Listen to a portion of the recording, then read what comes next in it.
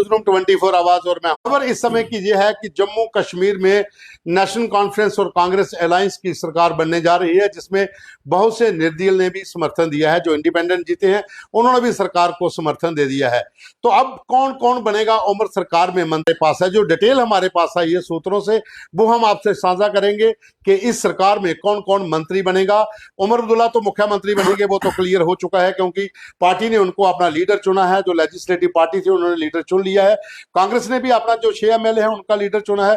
तारिक अहमद करा वो पार्टी के लीडर होंगे, लेकिन मुख्यमंत्री जो है वो उमर अब्दुल्ला बनेंगे, ये तो क्लियर है। लेकिन उसके बाद कौन कौन आगे मंत्री बनेगा ये हम बता देते हैं। नॉर्थ कश्मीर से मीर सैफुल्ला को मंत्री बनाया जा सकता है। तो दीपक, मीर सैफुल्ला नेशनल कॉन्फ्रेंस के बड़े नेता और नॉर्थ कश्मीर में अपना दबदबा रखने वाले, इस पर क्या डिटेल है? देखिए, 64 वर्षीय मीर सैफुल्ला त्रेगाम सीट से जो है जीत कर आए हैं इस बार, और पहले भी विधायक रहे हैं नेशनल कॉन्फ्रेंस के टिकट पे। उनके पिता भी नेशनल कॉन्फ्रेंस में हुआ करते थे। उस इलाके में काफी अच्छी बैठ रखते हैं और लॉ मिनिस्टर भी रहे हैं, पढ़े लिखे हैं, खुद भी लॉ किया हुआ है, एलएलएम किया हुआ है। तो मीर सैफुल्ला पहले लॉ मिनिस्टर भी रह चुके हैं और दूसरी बार जीत के भी इस बार आए हैं। नेशनल कॉन्फ्रेंस के पुराने परिवार से संबंध रखते हैं, क्योंकि उनके पिता भी कुपवाड़ा से विधायक रहे हुए हैं, मंत्री भी रहे हैं शेख अब्दुल्ला की सरकार में। तो मुझे लगता है कि उनको मतलब कैबिनेट में जगह मिलनी भी चाहिए थी। नॉर्थ कश्मीर को रिप्रेजेंट भी करते हैं, तो एक उनका सीट पक्की ही नजर आ रही है। और अच्छी मिनिस्ट्री, क्योंकि इस बार मंत्री कम बन रहे हैं, तो मुझे लगता है 2-3 विभाग इस बार उनको मिल सकते हैं। कांग्रेस ने अभी तक अपना नाम डिसाइड नहीं किया है, लेकिन साउथ कश्मीर कांग्रेस के हिस्से में दे दिया है कि वो तमाम इलाके से वो किसी भी अपने मंत्री को बना सकते हैं, जिसमें तारिक अहमद करा भी हो सकता है, गुलाम अहमद मीर भी हो सकते हैं, कोई भी बड़ा नेता जो है कांग्रेस का हो सकता है। लेकिन मुझे जो लग रहा है एक सीट मिलेगी। अगर साउथ कश्मीर की बात आती है तो फिर शायद शेलटंग से जीते हैं तारिक हमीद करा, जो कि सेंट्रल कश्मीर में है, फिर शायद उनका नंबर कटेगा। फिर डूरू से जीते हुए गुलाम अहमद मीर का नंबर लग सकता है। गुलाम अहमद मीर के लिए भी बता दें, चौथी बार वो विधायक बन रहे हैं और कांग्रेस के अध्यक्ष भी रहे हैं, 2 बार फॉर्मर मिनिस्टर, मतलब 2 बार के मंत्री भी रहे हुए हैं, और राहुल गांधी और गांधी परिवार के बड़े नजदीकी माने जाते हैं। तो मुझे लगता है गुलाम अहमद मीर को डूरू से जो जीत के आए हैं साउथ कश्मीर से, चांस लग सकता है मिनिस्ट्री में। और पीरजादा मोहम्मद सैयद भी हो सकते हैं, क्योंकि वो भी फॉर्मर मिनिस्टर रहे हैं। अब कांग्रेस एक बनाती है जब इन दोनों में से एक, वो अनंतनाग से जीते हैं, तो साउथ कश्मीर को रिप्रेजेंटेशन देनी है, तो उनके 2 वहां पर सीनियर लीडर हैं, दोनों में से किसी को दिया जा सकता है। अब बात करते हैं हम सेंट्रल कश्मीर की। नेशनल कॉन्फ्रेंस का वहां से एक बहुत कदावर नेता जीता है, अब्दुल रहीम राठर। उनका भी बताया जा रहा है कि कैबिनेट में उनको बर्थ मिलेगी।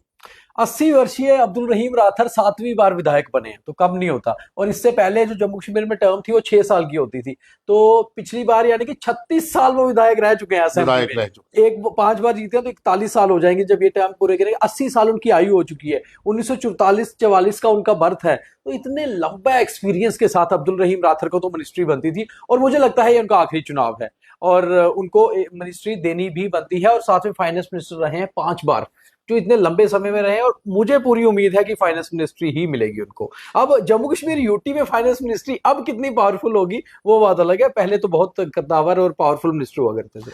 अब एक और खबर आ रही है कि जो स्ट्यूल ट्राइब हैं उनका नेतृत्व कौन करेगा। और जो सूत्रों से खबर मिल रही है कि जावेद राणा, जो मेंढर से नेशनल कॉन्फ्रेंस के विधायक जीते हैं, लगातार वो एनसी के विधायक जीतते रहे हैं, उनको कैबिनेट बर्थ मिल सकती है, ताकि वो जितने भी स्ट्यूल ट्राइब्स हैं उनका नेतृत्व वो कर सके। देखिए, जावेद राणा को मिनिस्ट्री मिलना बहुत चांसेस है। उसके 2 कारण हैं। एक तो नेशनल कॉन्फ्रेंस के ऊपर एक टैग लग गया था कि वो पहाड़ी स्टेटस, पहाड़ियों को एसटी स्टेटस के विरोध में है, तो अब उनको उस टैग को धोना है, उस दाग को धोना है। तो वो दाग को धोने के लिए उनको पहाड़ियों में से किसी को मंत्री बनाना है। एक तो जावेद राणा पहाड़ी हैं, दूसरे जावेद राणा जो है गुजर बिरादरी से आते हैं। 2 चीजें हो गई। और तीसरा जो है पुंछ को भी रिप्रेजेंटेशन देनी है। चौथा ये है कि वो भी नेशनल कॉन्फ्रेंस के पुराने नेता है, 4थी बार जीत के आ रहे हैं। तो मुझे लगता है जावेद राणा जो मेंढर से जीत के आए हैं और उनकी हिंदू समुदाय में भी अच्छी बैठ है, तो चांसेस हो सकते हैं उनको। और अगर उनको भी मिनिस्ट्री मिलती है तो अच्छी खासी मिनिस्ट्री उनको भी मिल सकती है। पहाड़ी की बात आप कर रहे थे, तो आपने खबर की थी कल, प्रीति शर्मा जो वीदा पहाड़ी करके हैं, वो खबर अभी हमारे अभी चल ही रही है तो पहाड़ियों में जो एक संशय बना हुआ था कि पहाड़ियों ने बीजेपी को नकार दिया है, तो अब अगर पहाड़ियों के इस जो एक अंदर उसका चल रहा खाई चल रही है, जो रार पड़ी हुई थी, क्या एसटी स्टेटस वाले व्यक्ति को मंत्री बनाकर वो पूरी की जा सकती है? क्योंकि रजौरी पुंछ तो पूरा रिजर्व हो ही देखिए गया है। बिल्कुल सी बात है, दो चीजें हैं। कल जैसे टुडेज पहाड़ी जो एक ऑर्गेनाइजेशन है जिसकी मेंबर भी है प्रीति शर्मा, जिनका हमने इंटरव्यू किया था, तो टुडेज पहाड़ी कम से कम 10 जिलों में उनके मेंबर हैं जो वो रूटीन में जुड़े हुए हैं, और सभी पढ़े लिखे इंटेलेक्चुअल, कई सारे आर्टिस्ट उनके साथ जुड़े हुए हैं, कई सारे लीडर्स उनके साथ जुड़े हैं, स्कॉलर्स हैं यूनिवर्सिटी के उनके साथ जुड़े हैं, प्रोफेसर्स हैं। तो अगर वो ये चीज कह रहे हैं कि हमें होप हमें बड़े हाई होप है उमर अब्दुल्ला से और उनकी सरकार से कि हमें रिप्रेजेंटेशन मिलेगी, और साथ ही साथ उन्होंने कहा कि अगर बीजेपी ने पहाड़ी स्टेटस दे दिया तो फिर क्या हुआ, वो तो हमारा हक था, उन्होंने हमें हक दिया है, उसके बदले में वोट हम दे नहीं दे वो हमको देखना है, वोट के लिए थोड़ी उन्होंने कोई हमें स्टेटस दिया है, वो तो उन्होंने हमारा राइट दिया है। तो अगर ये चीज पहाड़ी सोच रहे हैं तो मुझे लगता है पहाड़ियों को कहीं ये भी होगा कि अगर नेशनल कॉन्फ्रेंस अब उनके लिए काम करती है, और उन्होंने दूसरी चीज ये भी बोली थी कि नेशनल कॉन्फ्रेंस के पास ज्यादा पहाड़ी नेता है, बीजेपी ने तो नेता लाए ऊपर से कि पहाड़ियों को चुना कि किसको टिकट देनी है, तो शायद मुझे लगता है जावेद राणा को अगर वो रिप्रेजेंटेशन देते हैं तो कवर अप होगा। वो बात तो वही होगी, हम लेंगे, देंगे या नहीं देंगे वो बात की बात है, अलग है। लेकिन लेना हमारा हक है, देना हमारा हक नहीं है, वो हमारी मर्जी, हम किसको वोट दें। खैर, हम चलते हैं अब चुनाव वैली की ओर। चुनाव वैली के अंदर किश्तवाड़ जिले में नेशनल कॉन्फ्रेंस सफाया हो चुका है। जी नहीं, पर जिस तरह प्यारेलाल वापस आए हैं तो वापस मुझे लगता है अपना लेकिन इंडिपेंडेंट जीते थे, एनसी का कोई जीता नहीं। और रामबन में भी वहां पर जो है एनसी का दोनों सीटें एनसी लगी है। वहां पर तो सजाद शाहीन का नाम जो है वो नाम आ रहा है, सूत्रों से जो पता चल रहा है कि उनको कैबिनेट बर्थ मिल सकती है, चुनाव वैली को पूरा वो नेतृत्व कर सकते हैं। दो कारण है सज्जाद शाहीन को मिनिस्टर बनाने के, और मुझे पक्का लगता है उमर अब्दुल्ला उनको मंत्री बनाएंगे। उसमें दो चीजें हैं। पहली चीज आ जाती है, सज्जाद शाहीन ने जायंट किलिंग की है, उन्होंने भी विकार रसूल वानी को हराया है, विकार रसूल वानी। और दूसरा कारण है कि विकार रसूल वानी ने अपने प्रचार में जोर शोर से ये कहा था कि एक बार उमर अब्दुल्ला ये कह दें आकर कि उन्होंने बनिहाल के लिए कुछ किया है तो मैं अपनी सियासत छोड़ दूंगा। तो उमर अब्दुल्ला चाहेंगे कि बनिहाल में अब काम करवाना, कि वो चीजें कवर करना, क्योंकि वो उन्होंने आरोप लगाए थे। उमर अब्दुल्ला का ईगो है वहां पर कि अब हम जीते भी हैं विकार रसूल वानी को हराकर और हम काम भी करा के दिखाएंगे। तो मुझे लगता है शाहीन को मौका मिल सकता है मंत्री बनने का, और साथ में वो पीर पंचाल रेंज को भी कवर करना है, क्योंकि जम्मू और कश्मीर के बीच बिल्कुल बनिहाल आता है जो दोनों तरफ जो है खाते में आ जाएगा। अब चलते हैं रजौरी पुंछ। बहुत दिलचस्प वहां पर नतीजे आए हैं। भारतीय जनता पार्टी को सिर्फ एक सीट मिली है, कालाकोट सुंदरमणि की, जबकि उम्मीद थी कि 4 से 5 सीटें वहां से आ सकती हैं। दरहाल के ऊपर पूरा भरोसा था, सुरनकोट पे पूरा भरोसा था, और तो और मेंढर पे सबसे ज्यादा भरोसा था, और निशारा पे तो था ही था कि वहां पार्टी पर प्रेसिडेंट लड़ रहे हैं। लेकिन वहां पर उल्टा हो गया, एक ही सीट आई है। तो अब जो खबरें आ रही है कि रजौरी पुंछ के नेतृत्व के लिए सुरेंद्र चौधरी, जिन्होंने अरविंद राणा और जेंट किलर है वो, जेंट किलर। देखिए सुरेंद्र चौधरी को भी मंत्री बनाना 2-3 चीजें कवर करेगा, चाहे एमओएस बनाते हैं या कैबिनेट बनाते हैं, वो उनको देखना है। मगर वो 2-3 चीजें क्या कवर होंगी, एक तो वो हिंदू चेहरा है पुंछ रजौरी में नेशनल कॉन्फ्रेंस का, और नेशनल कॉन्फ्रेंस इस बार उमर बहुत सोच के यही चल रहे हैं। कल भी उनका लास्ट में बयान में उन्होंने यही बोला कि हम डिस्क्रिमिनेशन नहीं करेंगे जम्मू के साथ। वो अंदर से बिल्कुल सोच रहे होंगे कि जम्मू और हिंदू, ये दो चीजों के साथ डिस्क्रिमिनेशन मैंने नहीं करनी है, क्योंकि होती है तो कहीं ना कहीं उनको आने वाले समय में जो रजौरी पुंछ में नंबर मिले वो नहीं मिलेंगे। तो सुरेंद्र चौधरी की दो चीजें हैं। एक तो हराया रविंदर रैना को है, मतलब बीजेपी की कमर तोड़ दी समझ लो उन्होंने। ऊपर से जब आप किसी कैप्टन को कहते हैं ना शतरंज में, जब आपने राजे को ही मार दिया तो खत्म हो गई गेम, तो उन्होंने गेम खत्म कर दी थी। ऐसे क्या बता अगर वो जीते होते रविंदर रैना तो बीजेपी ट्राई भी करती सरकार की, जब आपने उनके राजा को ही मार दिया, और वो सुरेंद्र चौधरी है।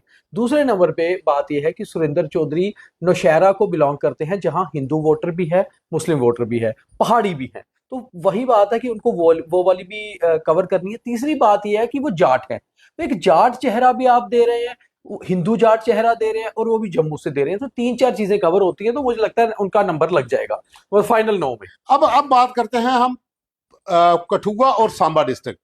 यहां पर भारतीय जनता पार्टी ने सारी सीटें जीत ली हैं। एक सीट सिर्फ जो है बनी की वो इंडिपेंडेंट ने जीती है, डॉक्टर रामेश्वर ने।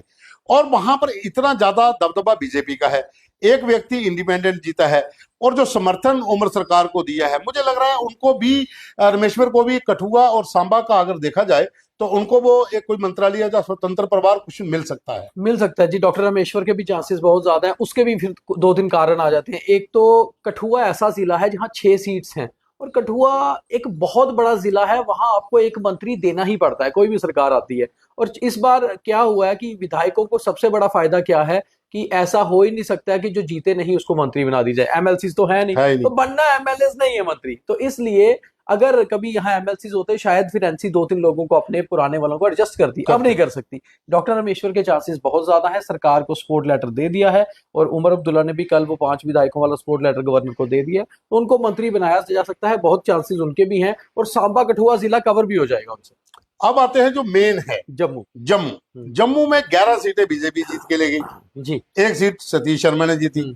उधमपुर में बीजेपी के चारों जीत गए। हाँ। तो अब यहाँ पर नेतृत्व जो देना है नेशनल कॉन्फ्रेंस को, जीता तो कोई नहीं है, तो इंडिपेंडेंटली सतीश शर्मा ने सपोर्ट किया है उमर अब्दुल्ला को। और जो खबरें आ रही है कि सतीश शर्मा को उमर अब्दुल्ला की सरकार कैबिनेट में ले सकती है, ताकि दोनों जिलों में, और एक ब्राह्मण भी चाहिए क्योंकि ब्राह्मण राजनीति भी तो जम्मू कश्मीर में हावी है, तो इतने बड़े इलाके में एक मंत्री देना है वो ब्राह्मण चेहरा, जैसे डॉक्टर रामेश्वर राजपूत चेहरा है, तो सतीश शर्मा ब्राह्मण चेहरा हो सकते हैं। जाट तो पहले ही दे दिया। पवन जी, जो आपने कहा बिल्कुल सही है, उसका एक दूसरा पहलू है बहुत स्ट्रांग, वो ये पहलू है कि जम्मू की अगर हम लोकसभा सीट देखें तो वो सांबा, जम्मू और रियासी को कवर करती है। बिल्कुल। तो अगर सतीश इनमें से अकेला ऐसा चेहरा है जो नेशनल कॉन्फ्रेंस के साथ जिसने सपोर्ट दी है, क्योंकि रियासी में 2 विधायक बीजेपी के, उधमपुर में 4 बीजेपी के, सांबा में 3 बीजेपी के और जम्मू में 10 बीजेपी के। तो इन सबके बीच में से अगर कोई एक ऐसा चेहरा है जो नॉन बीजेपी है और नॉन एनसी भी है, और एनसी ये भी चाहती है कि हर सारे मंत्री एनसी के नहीं होने चाहिए, तो एक मिनिस्टर अगर आपको जम्मू की लोकसभा सीट के हिसाब से देना है, हिंदू चेहरा देना है और डोगरा हिंदू देना है, कि ये भी बड़ा मैटर कि डोगरा हम, क्योंकि यहाँ बीजेपी डोगरा सीएम कर रही थी, तो आपको एक डोगरा मंत्री तो देना है, क्योंकि आपको डोगरा वोट बैंक और डोगरा इलाकों में, डोगरा बेल्ट में काम भी करना है। हो सकता है एनसी एक मिनिस्टर अगर यहाँ से देती है, ये इतना काम करके जाएंगे, आने वाले समय में एनसी और कांग्रेस का ग्राफ वापस यहाँ पर हो जाए। और दूसरी चीज ये है कि एक युवा चेहरा है, पढ़ा लिखा भी है, और दूसरा एक राजनीतिक परिवार से आते हैं, फॉर्मर एमपी के बेटे हैं, फॉर्मर मिनिस्टर के बेटे हैं, और मदन लाल शर्मा जी के संबंध भी डॉक्टर फारूक अब्दुल्ला से, उमर अब्दुल्ला से बहुत अच्छे थे, तो एक शायद उस तरह की भी सिंपैथी, आप देखिए सतीश मिलके भी आ गए उनको, तो मुझे लगता है कि एडजस्ट हो जाएंगे। तो बिल्कुल, अभी हम बात कर रहे थे कि जम्मू कश्मीर विधानसभा चुनावों के बाद जो सरकार बन रही है, इसमें कौन कौन मंत्री बनेंगे, ये फाइनल लिस्ट नहीं है, लेकिन ये हमारे पास सूत्रों से आए हुए नाम है कि ये संभावित है कि ये बन सकते हैं। लेकिन एक खबर और भी है कि सतीश शर्मा की उमर अब्दुल्ला के साथ 1-to-1 कल बैठक भी हुई है, उसमें उन्होंने अपने और पूरे जम्मू प्रोविंस का जितना उनका इलाका, जो बताया जा रहा है कि उन सबकी जो डेवलपमेंट के लिए पूरा एक प्लान रखा है कि इसके ऊपर वो काम कर सकते हैं। तो ऐसा माना जा रहा है कि सतीश शर्मा भी इस कैबिनेट में होंगे, रामेश्वर भी इस कैबिनेट में होंगे, सुरेंद्र चौधरी भी होंगे, बाकी जो नाम हमने बताए हैं वो भी इसमें हो सकते हैं, जो फाइनल नहीं है लेकिन संभावित मंत्री हो सकते हैं। अभी के लिए बस इतना ही, धन्यवाद।